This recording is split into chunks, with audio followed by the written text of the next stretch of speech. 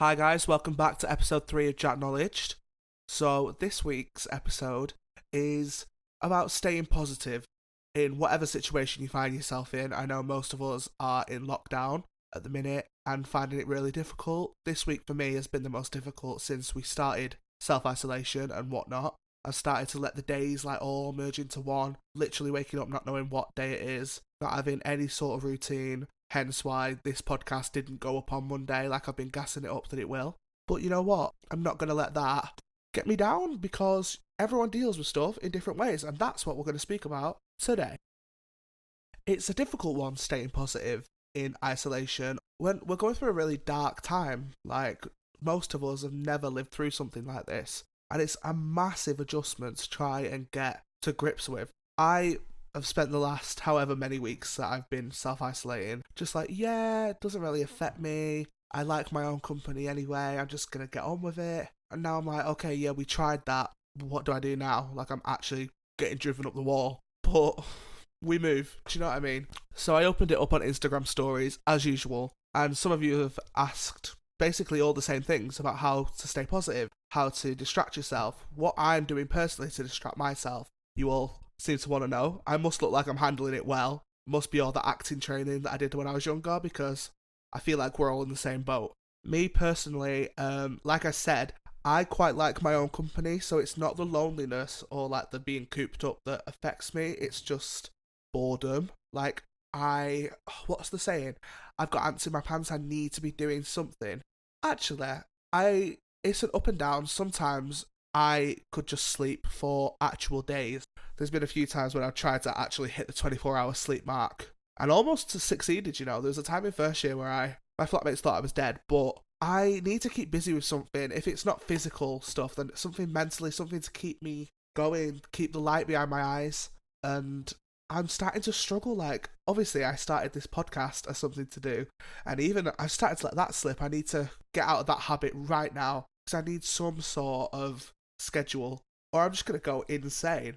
So I've been asked by someone on Instagram about mental health and how to look after your mental health whilst going through this really strange situation that we're all in. And honestly, I don't take special measures really to protect my mental health. I really don't. I probably should do more. We all know I love a bit of self-care, but I haven't done that for a while. Maybe I need to do a few face masks and light a few candles, just chill. We all know about my In the Feelings playlist. That gets played every night, regardless. But let's some context. I moved away from living at home, and it was just me, my mum and dad who lived there at the time. My sister was working in another country, and so was my brother. Now I've come back from the isolation, and it's me, my sister, my brother, his wife, my mum, and my dad. So full house. Oof. Not the ideal situation, if I'm honest. Don't get me wrong, me and my brother do get on relatively well, and so do me and my sister. But we are used to seeing each other in much smaller doses now that we're all older and we've all got our own stuff going on. So having us all under the same roof is a big adjustment. I bet my mum and dad are going insane having all three of us back. Anyone who knows me and my siblings, we're very different kind of people. But I have found that if I am getting stressed, I can just remove myself from the situation. I don't have to stay there and we don't have to be in each other's pockets. I practice this anyway in my flat in Brighton. Me and my flatmates can be really close and in each other's pockets, but they know that I need my own space. That's just how I deal with things. I'm quite comfortable in my own company, and I think that would be a big help for people who are self-isolating alone or with people. You need to get comfortable in your own company. You need to be okay with being on your own, whether it's watching films on your own or, sometimes just sitting in your room alone. You just can't deep it. You need to be comfortable with just being okay, I'm sat on my own. It's easier for me because I talk to myself, and I know people will be thinking, what? You talk to yourself? Freak. But I just do. It's just how I get my point across, or how I come to a conclusion. If I'm trying to make a decision on something, I have to speak to myself and sort of convince myself. Like I said, I trust my inner voice, so sometimes I just have to vocalise it. And I'm not the only one who does it. I've got friends who also speak to themselves. And I'm not saying we all need to go around like absolute mad hatters speaking to ourselves, but Just need to be okay in your own mind. I say that, but I know some people's minds are dangerous places, especially at times like this. So, if that is the case, if you're not comfortable in your own mind, don't feel bad because other people take solace in that. You just have to go the opposite way and find distractions, which I also have been doing. A big part of me getting through isolation has been me trying to distract myself, and I think that's why I'm struggling now, because I'm starting to run out of distractions. So for example, I bought the new Animal Crossing game, like half the bloody nation did as well. I've never seen so many people playing Animal Crossing in my life. It's all over my Instagram, Twitter, all social media platforms, which, I mean, I live for because I like it. But if you're not a fan of the game, can you imagine it would be doing my head in? That has been a massive help for me. I've finished the story mode now, so there isn't actually that much I can do. So I'm like, eek. Might start it again. Also, with my Pokemon game, might start it again, just as something to do. I've got the Spyros as well, the Spyro trilogy for the Nintendo Switch. But, like, I loved it as a kid, but it's kind of doing my head in. There's not actually a storyline. It's the most linear thing I've ever gone through. Maybe the other two games in the trilogy are better, but the first one's been doing my nutting. Anyway, I've also started, and I know this is a shock because absolutely no one else has been doing this, started baking banana bread. Honestly, that again, I've never seen so many people baking banana bread. What is it about banana bread? Why is no one making brownies? Everyone's, oh, I had these bananas lying around. I'm sorry, who eats bananas that often? Like, I've never known so many people eat bananas, and I know that sounds weird, but think about when you've been to your mate's house and you've seen the fruit bowl.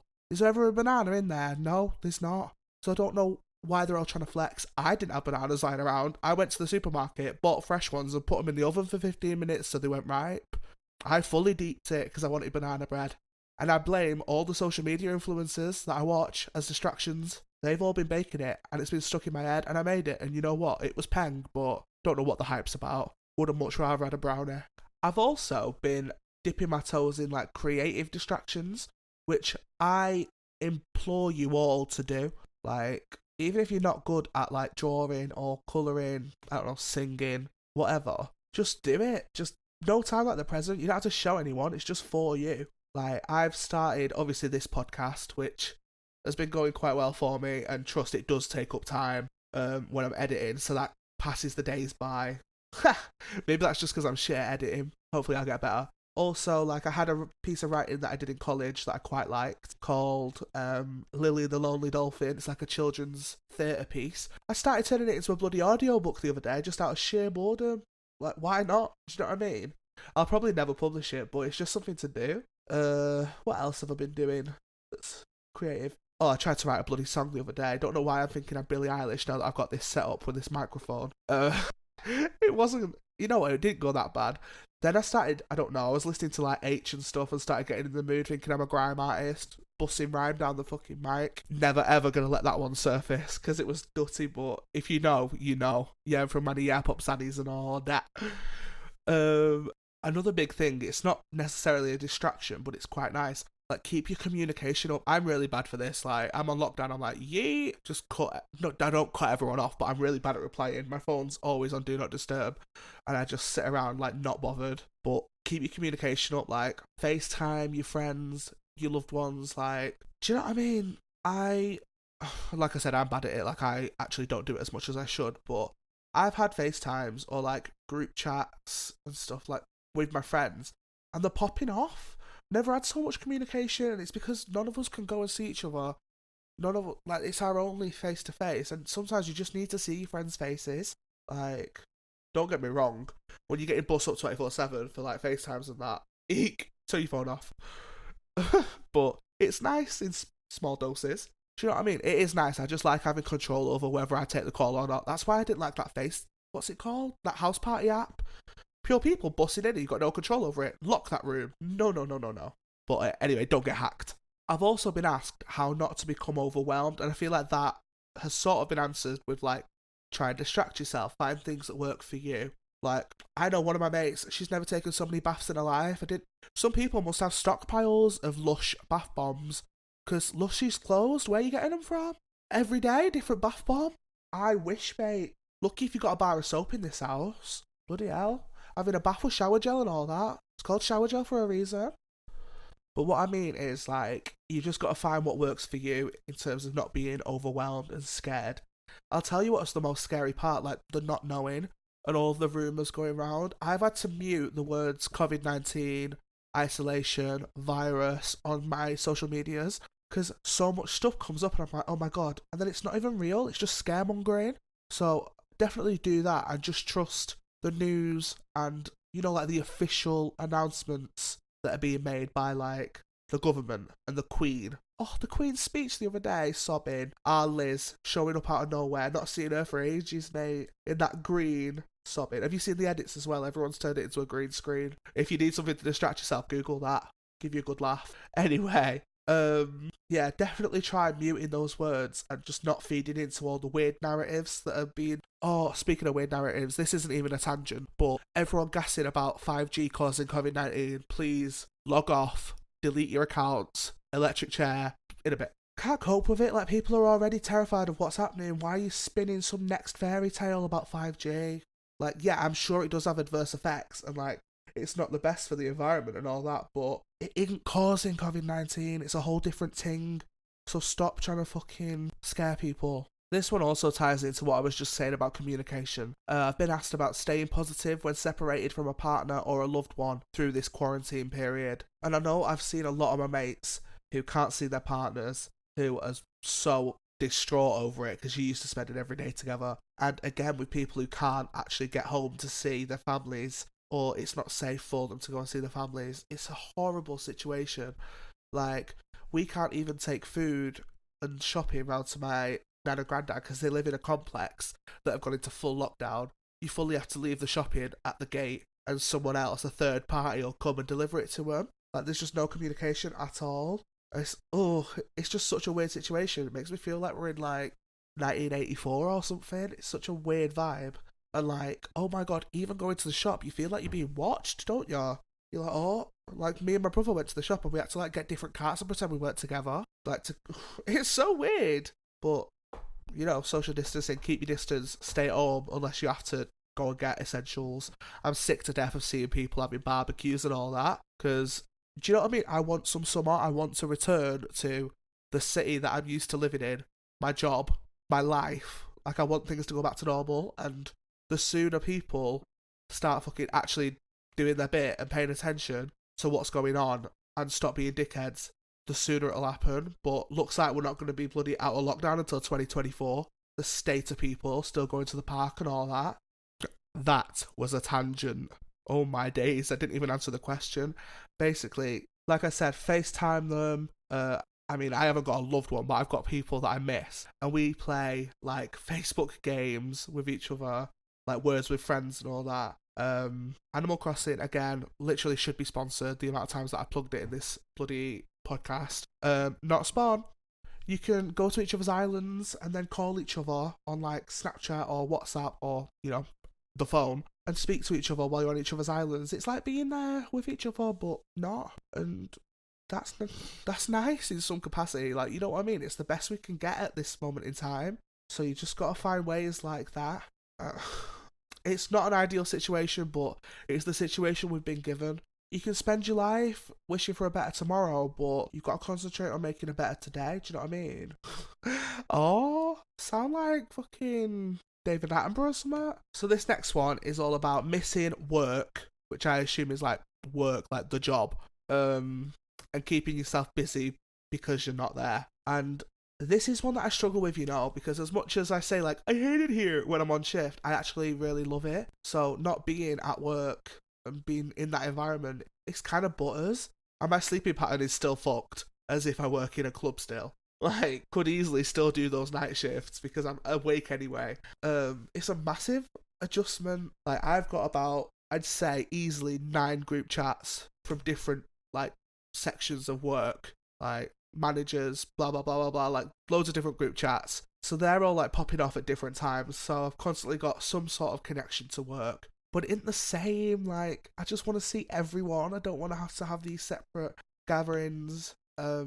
Me and my, like, some of my colleagues have got one of the group chats, and we're going to start doing like a quiz or something just to keep us all together and like so we can all see each other's faces, because we're so used to working so closely together. It's horrible not being able to see everyone. Like they're not just your colleagues, they're like your best mates. You spend every day with them, and I think that that's probably the best way to go. Like you and your colleagues get in a group chat, get some quizzes going, get the banter flowing, keep those connections, because you don't want to go back in like 2 months or whenever it is that we get out of lockdown and be like total strangers because you haven't spoke because you've not been in work. Do you know what I mean? Like keep those communications up.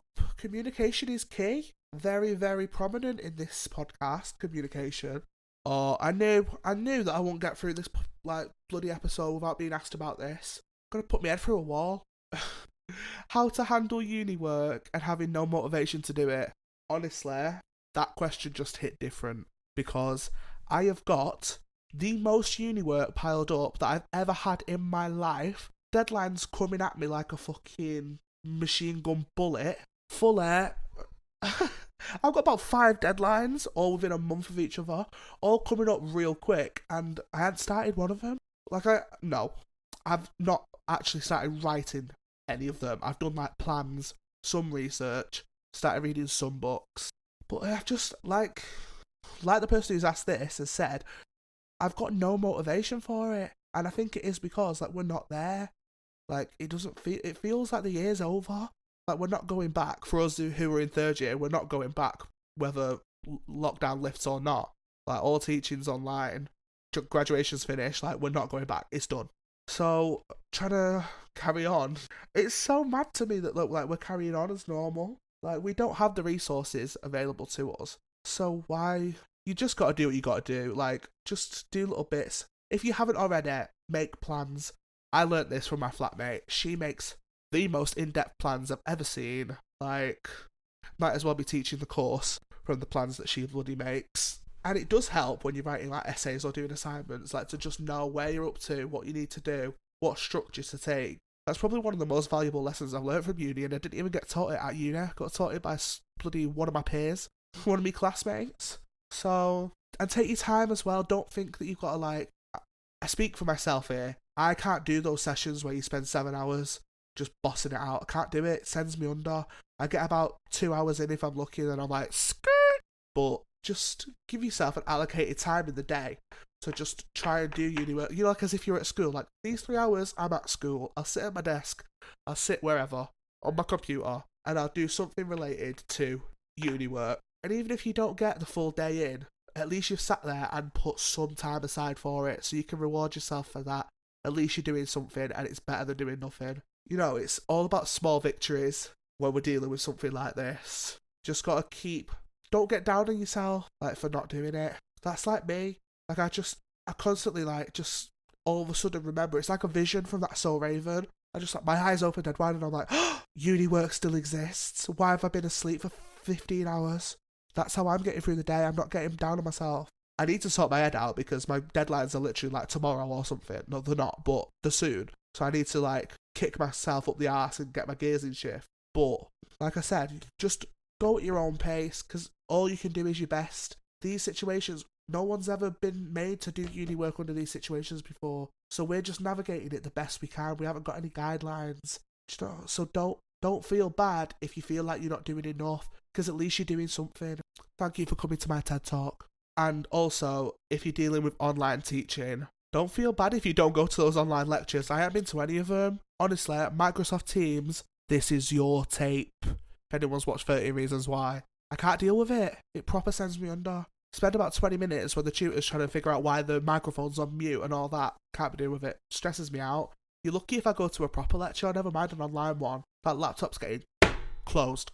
So I've been asked about self-care, and I know I mentioned it before, briefly. I normally, when I'm stressed, do think self-care, and I do the whole, about 5 different face masks, probably fucking up the pH balance of my skin, but flexing it for the gram, like charcoal mask, exfoliant, moisturising mask, sheet mask. Do you know, everyone does it. You see it all the time. Or people flexing like with a clear quartz crystal. cleansing myself, doing a cleanse. And it's just a bit of fun in it, like, just makes you feel nice, makes you feel good. And then when your skin's popping for like, it only lasts about a day. You have one day where your skin's glowing, you go to bed, you wake up and it's dutty again. That's me anyway, but that's just because I've got dry skin. Like, dry as fuck. It's harder for me to do face masks now as well because my beard's proper growing. And I'm in two minds. I like want to see how long my beard can grow by the end of this lockdown, but it's also doing my fucking head in because I just look like the Gruffalo. Just cutting about looking like the Gruffalo. And when I do a face mask, I have to avoid the whole beard area because it probably gets stuck, especially the charcoal one. Oh, it's like getting wax, like getting a Brazilian on my face. But my go-to is I know if you've got these products, then calm. I know it's really hard to get beauty products on that at the minute because they're not classed as essential. Like, I normally get mine from Superdrug, but Superdrug's closed and they're not doing online deliveries. You should cut online deliveries down to like an absolute minimum as well, because you never know how these diseases and viruses are getting spread. And do you know what I mean? Stay safe. But if you go for your essential shop at like Asda and that, they've all got like a beauty aisle, so you can, pick up, gotta do what you gotta do, pick up a few essentials, a few indie brands, not necessarily the Jeffree Star cosmetics you used to, but it'll do. Are you dressing up for? Where you going, prom? No, you're sitting in your living room with a glass of wine posted on the gram. No one's gonna know. Do you know what I mean? So I used the Derma V10 from Superdrug. It actually wasn't from Superdrug, I'm trying to shit, it was from the Poundland. Peel off charcoal mask. Does the job, do you know what I mean? It isn't the one that all the influencers are using, but it does the job. You know what? It's all the same thing, just paying for packaging, isn't it? It's like when you get beans from a supermarket. It's all the same thing, just paying for packaging. Heinz making that dollar because they made the tin blue.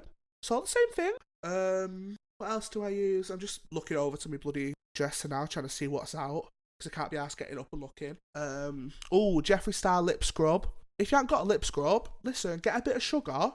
I don't even know what else you mix with it. Do you know what? Just wing it. Bit of sugar, bit of, Vaseline, like the jelly version. Bit of Vaseline, bit of sugar, and then, I don't know, bit of lime juice, some flavour. Bit of lime juice. Actually, no, what am I doing? No, don't put lime juice in it when you bloody, say you cut your bloody lip with a sugar and then lime juice gets in it. And free lip plumper. No, I'm just chatting absolute shit. If Google sugar scrub recipes, because I don't know one off the top of my head, I'm just chatting bollocks. But if you haven't got Jeffree Star, then you can fully make your own. It's not that deep. And then I use a moisturising face mask after the charcoal one. So my go-to, and I know a lot of people don't like this, because a lot of people don't like watermelon scent, but I think it's pen. I use the Revolution Jake Jamer Feed Your Face watermelon face mask. And you know what, with this, it smells so pen. Wish you could smell through the mic. That was, what a stupid thing to say. But you get what I mean. Kiss me through the phone, smell me through the mic. I'm going insane here. I love the mask, if anyone's seen it, or seen any tutorials with it. It is really pen, and I like the consistency, it's like really gooey. So you know you're going to get that good moisture. But the one thing I can't stand is it's got bits in, it's got like seeds in it, like an actual watermelon would. And I'm sure that they help, I don't know, with like moisturization. Or maybe they're just in there to make it look like a watermelon. I don't know Jake Jamer, so I haven't had the chance to ask him. But they knocked me sick, because they look like little fucking cockroaches. And they just feel hanging on your face. So, that's the real tea with the beauty community. Stop quaking. I've also got a Glam Glow mask, but I'm not even going to go into that because I've got proper sensitive skin and it makes my eyebrows go red. If you've seen from my last skincare, it makes me sweat as well. I also brought candles back from my uni room to like burn, but like I don't know. I'm not in my bedroom at the minute. My bedroom's been like converted into a dressing room. So like we've all like played musical chairs with the bedrooms in this house, and I've ended up in my mum and dad's room, not with them, like they're in a different room. But I don't know, it's really weird. I feel weird lighting candles in this room because it doesn't feel like mine, so I feel like I'm not allowed to light any candles. So I brought them back with me. I lit one once because I had a pot noodle in my room, not in my bed, sat at my desk, but it proper stunk anyway. So I lit a candle then to try and like blend it and like open the window, get some fresh air in. But apart from that, like they've just not been lit at all. They just look aesthetically pleasing on my dresser, which, I'm not mad at, but lighting a candle, getting those good scents, that good energies, That's another self-care thing. Just light a candle, get in bed, put some tunes on, and just feel it for a bit. Just chill, relax yourself. The last thing that I've been asked about, this is like, gotta think about this one. This one's gonna boggle me head. Things that you've learned, 3 things you've learned during lockdown, which have helped you become a better person, like within yourself. Okay. I've learned that I don't have a lot of patience, like, with people. I feel like I need to work on that. I've definitely noticed that being under the same roof as, like, my family, that I feel myself getting really frustrated at some points, and I need to just be able to, take a breath, count to 10, dial it back, and get on with it. And I feel like I could definitely put that to work in, like, my job or, like, my day-to-day life after this lockdown. So I've definitely learned that. Like I said before, I've learned that I need to stick to some sort of schedule, even if it's like a little linear schedule, and I'm not mad if I miss some stuff off it. I need something, or else I'll actually just become a Snorlax and just sleep my day away, which, I'm not mad at. Like, I quite like staying in bed all day sometimes, but you do feel dutter. You feel like an absolute fucking sugar puff. Do you know what I mean? You just like a potato. Get out of that habit, but yeah, I need to learn to stick to my schedule and, like, have something to work towards. I could definitely put that to work, so that's made me a better person, more productive, proactive. And also, I've learned that every time I'm bored, I'm like, oh, should I go and get a snack? And I need to chill, because this quarantine's got me, I'm bored in the house, and I'm in the house bored. Do you know what I mean? So I'm like, snacking in the house, and I'm in the house snacking. I just get a snack every day, like, obviously. Just get a snack every time I'm bored. I'm just like, you need to chill, you're not even hungry, and then you feel proper sick. Like, when we was in Tesco the other day, they had Sunny D on offer, and I was like, oh, fucking pen. That big bottle of Sunny D, and drank it while I was watching Harry Potter, the whole thing. And at the end, I was like, oh, I feel fucking sick after that Sunny D, I'm not saying Sunny D's hanging, it's peng in it, but when you drink the whole bottle and it's swishing about your stomach, you feel fucked. So don't be doing that. So what were those 3? Honestly, I just chat shit for the sake of it, don't I? Oh well, it's keeping you all entertained, I hope. The 3 things: I need to work on my patience, I need to stick to a schedule and have something to work towards, and I need to stop snacking when I'm bored, and instead do something to make myself not bored. Something proactive. And I oop.